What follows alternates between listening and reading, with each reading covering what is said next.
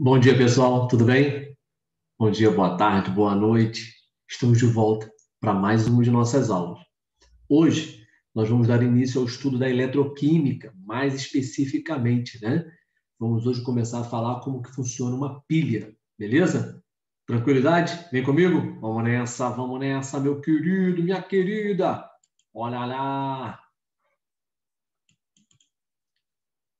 Vamos, gente. Tá aí, pessoal. Ciências da natureza e suas tecnologias. Vamos lá, estudo das pilhas. Vamos nessa. Tá aí, pessoal. É importante que a gente tenha uma noção do que a gente está estudando, não é verdade? Aliás, hoje, no nosso cotidiano, seria muito difícil vivermos sem eletricidade, né? Então, seja na máquina de lavar, seja na geladeira, no aparelho de som, na televisão, no monitor, no ar-condicionado, principalmente nessa época de muito calor, é impossível, né, nós imaginarmos hoje uma vida moderna sem a energia elétrica, sem eletricidade. E para isso é importante que a gente saiba que há, né, diferentes fontes de energia elétrica. Tá? Então, para que tudo aquilo que nós conhecemos hoje até traz um certo conforto, realmente efetivamente funcione, é necessário que a gente tenha energia elétrica. E a origem disso? Né? Como que isso funciona? O que é energia elétrica? Olha lá, é uma forma de energia baseada na geração da diferença de potencial elétrico entre dois pontos. Né? Então, você tem dois pontos, um ponto positivo, um ponto negativo. Esse deslocamento dos elétrons através de um condutor é o que nós vamos chamar aí de energia elétrica. Beleza? Tá tranquilo? E aí, a principal energia elétrica, né? A principal fonte de energia elétrica que nós temos no Brasil, né, é hidrelétrica, tá? Em alguma quantidade, tá? Essa foto aqui não é das usinas nucleares de Angra, né? Mas aqui é um modelo de usina nuclear, tá? E aí a gente tem também energia eólica, tá? Energia solar, né? Fotovoltaica, que a gente chama, tá? E temos também aqui as pilhazinhas, tá? Como nós conhecemos. Então, é exatamente nesse sentido que a gente vai estudar, tá? Lembrando sempre que a nossa matriz energética no Brasil, ela está muito presa à usina hidrelétrica, tá? Mas também nós temos a usina, né? Usina nuclear, tá? E também temos as termoelétricas, né? Que é por queima de combustível, pode ser gás ou pode ser óleo pesado para produzir energia elétrica. Beleza? Muito bom. A química contribui com alguns fenômenos relacionados com a energia elétrica, tá? Então, a corrente elétrica é produzida numa reação química, tá? Então, nós temos aqui, numa reação química, tá? Numa bateria, por exemplo, podemos produzir energia elétrica, tá? Corrente elétrica. Tá vendo? Então, nós temos aí alguns casos, né? Reações químicas produzindo corrente elétrica.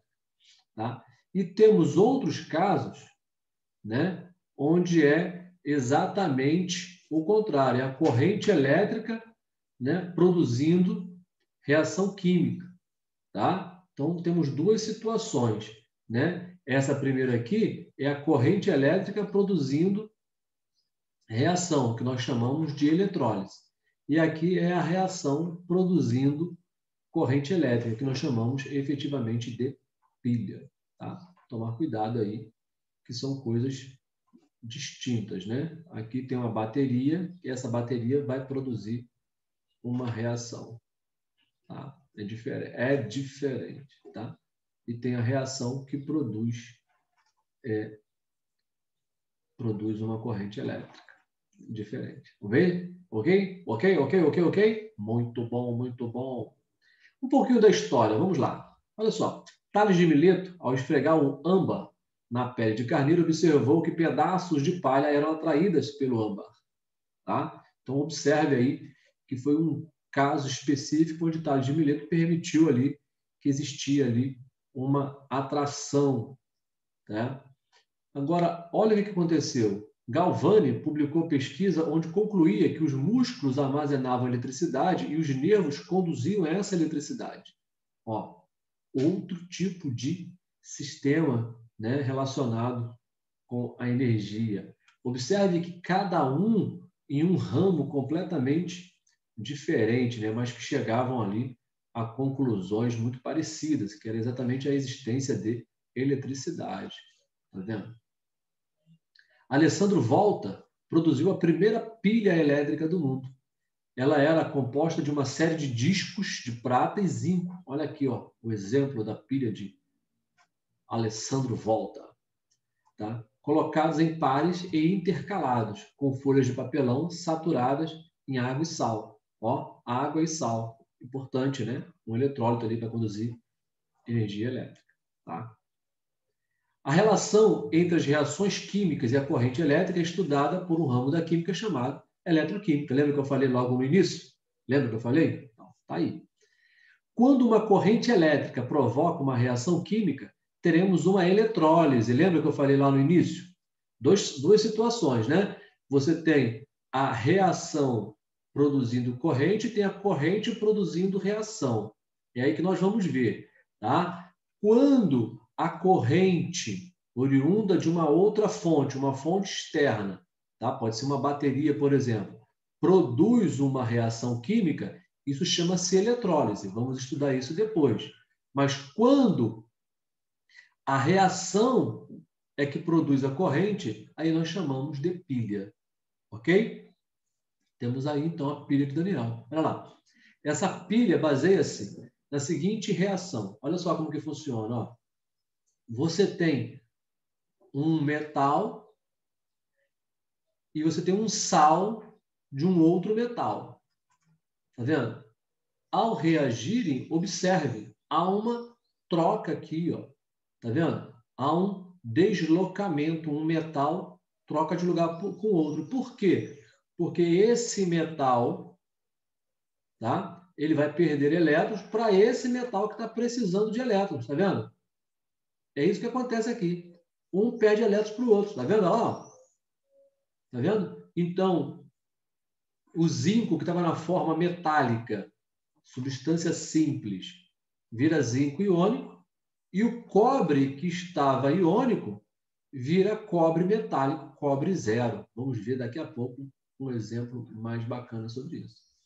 Daniel percebeu que estes elétrons poderiam ser transferidos do zinco para os íons de cobre por um fio condutor externo e que este movimento produzia, então, o que nós conhecemos como corrente elétrica. Muito interessante esse funcionamento, hein? Muito interessante esse fundamento. Daniel percebeu isso aí. Daniel. Vamos ver? Olha aí, ó. E este tipo, né, seria possível, né, montar, e isto seria possível ser visualizado, né, montando um esquema desse aqui. Tá vendo? Ó, o zinco, né, e o cobre. Aqui dentro você tem uma solução de zinco, aqui dentro você tem uma solução de cobre. Tá vendo? E aqui é o que nós chamamos de ponte salina. Lembra lá que na pilha de Alessandro Volta, você lembra? Tinha lá um papelão, né, embebido em solução de água e sal de cozinha? Ponte salina, tá vendo? É ela que permite, ó, os ânions virem para cá e os íons, os cátions virem para cá, tá? E os elétrons, então, aqui, ó, vão sair do zinco e vão vir para o cobre. Esse voltímetro aqui, não sei se você sabe, voltímetro é um instrumento muito usado por eletricistas, técnicos em eletrônica, tá? Engenheiros elétricos, para medir a voltagem de uma corrente. Tá vendo? Muito bom, muito bom. Ilustrar aí aquilo que a gente está falando, tá? Agora, como efetivamente isso acontece? Olha aí, olha só. Quando você tem... Vamos voltar aqui. Opa. Tá aí. Olha só. Quando você tem uma situação dessa, né? Era aquela pilha lá, tá vendo? É aquela pilha lá. Ó. Com o tempo, com o passar do tempo, olha o que você tem aí, que você vai ter, ó, aqui, perda de elétrons, não é o zinco que perde elétrons? Então, se ele perde elétrons, observaram lá, o zinco, que era zinco zero, zinco metálico, está aqui a barra de zinco metálico, ó, se transforma em zinco mais 2, tá vendo? E a barra metálica vai sofrer uma corrosão, tá? Então, observe, o eletrodo de zinco sofre uma corrosão. Observou? Olha aqui, ó. Percebeu? Percebeu aí, ó? Aí, observe que a solução de sulfato de zinco fica mais concentrada. Por quê? Porque o zinco, que era 0, virou zinco mais 2. E o eletrodo de cobre tem sua massa aumentada. Observe, observe. Ó, por quê? Porque o cobre que estava na solução virou cobre virou cobre 0, né? Então ele foi para a solução. Ó, a solução ficou mais diluída. Percebeu a diferença? Aí, um detalhe importante, ó. O eletrodo onde chega o elétron é o polo positivo, tá? Onde acontece a redução. E aqui, onde o elétron saiu, é o polo negativo, onde acontece a oxidação. E aí aqui eu tenho um macetezinho simples, eu não gosto muito de macetes, mas aqui tem, que é bem simples, ó. Onde acontece a oxidação, o zinco 0 virou zinco mais 2, é o ânodo. Onde acontece a redução, onde o cobre mais 2 virou cobre 0, ó, é o cátodo. Cátodo, te lembra o quê? Cátion, polo positivo.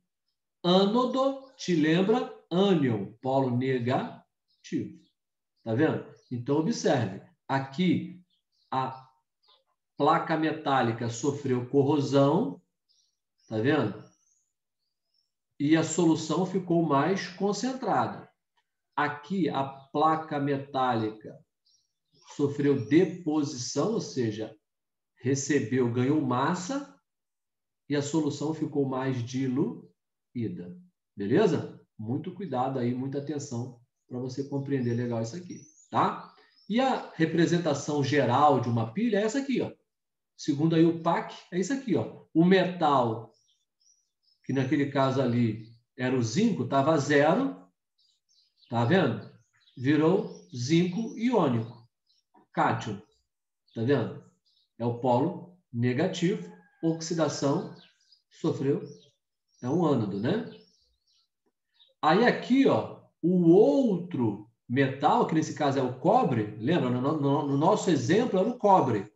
Então, ele estava cobre iônico, virou cobre 0, cobre metálico, tá? É o polo positivo, onde sofreu redução, é o cátodo, tá? Então, essa é a representação básica. Então, observe, polo negativo, ânodo. Ânodo, ó, ânodo, oxidação, ó, ânodo, oxidação. Ó, polo positivo, cátodo. Cátodo, redução. Beleza? Gente, então tá aí, ó, nossa primeira aula sobre pilhas. Observe, nós trouxemos o conhecimento sobre pilhas, tá? Você pôde ver aí qual foi a ideia, o aspecto histórico relacionado, e a gente trouxe aí como que funciona ali, que é um polo positivo, um polo negativo, quem recebe elétron, quem perde elétron, para você ter uma visão geral de uma pilha e ali saber, então, tá? De onde saem os elétrons, ou para onde vão os elétrons. Ok? Muito bom. Parabéns, parabéns, parabéns se você chegou até aqui comigo. Valeu? Um forte abraço, não deixe de cumprir as tarefas e a gente volta em breve. Tchau, tchau, gente. Valeu!